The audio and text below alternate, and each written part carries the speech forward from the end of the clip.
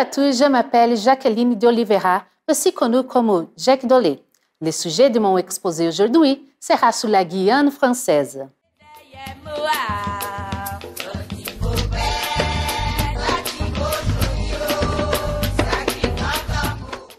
Il y a un lieu au Brésil où il suffit de traverser un point dans lequel est possible d'arriver en France. Cette frontière est au nord du pays, dans l'état do Amapá. La pont binational franco-brésilien a été construit en 2012 et est relié de cette manière à l'Union européenne au Mercosur. Plus précisément, le Brésil et la Guyane française. Ce lieu n'est pas un pays.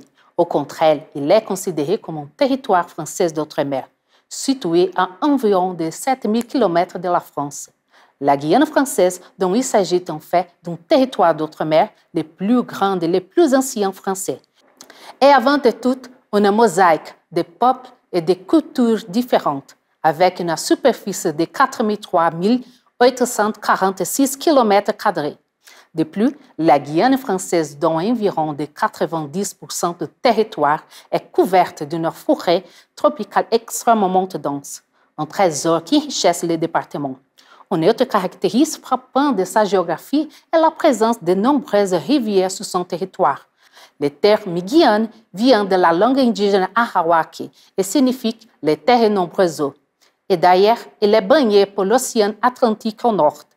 Bien qu'elle se soit située en Amérique du Sud, la Guyane française fait partie de l'Union européenne et est actuellement la seule région continentale d'Amérique qui reste encore sous le contrôle d'un pays européen, à savoir qu'il existe encore certaines îles auxquelles il appartient à la France.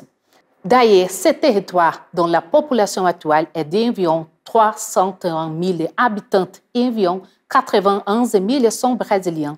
La capitale est la ville de Cayenne et la langue officielle est le français, bien que la langue plus parlée soit le créole guyanais. Les premiers Européens sont arrivés en 1499 et en 1403, la première colonie française cultivait la canne à sucre et travaillait de nombreux esclaves africains dans les plantations. Après 1848, avec la fin de l'esclavage, les Noirs affranchis finiraient par créer des communautés sur ce territoire. En parallèle, la France favorisait l'arrivée de plusieurs Asiatiques dans cette région en raison d'augmenter sa population et à favoriser le développement économique. Seulement en 1946, la Guyane française a été officiellement reconnue comme un territoire français et depuis de ça, il est régi par la même législation que la France, où les Guyanais français obtiennent la nationalité française, les droits d'élire 12 sénateurs au Sénat français, la monnaie nationale est l'euro.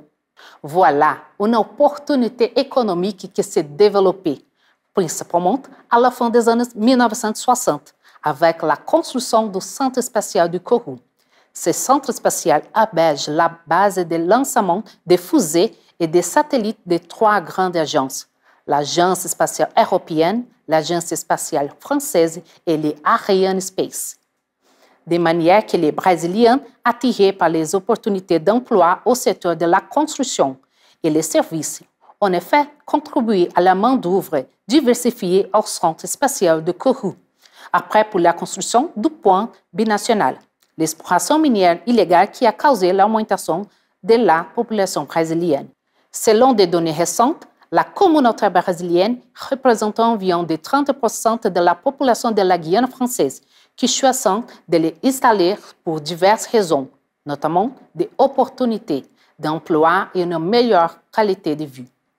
Pour conclure, la proximité géographique entre les deux pays facilite les déplacements, renforce les liens entre deux communautés et contribue à l'enrichissement de la diversité culturelle de les régions, comme les Franc-Togais, où on mélange souvent de français, les portugais et les créoles guyanais.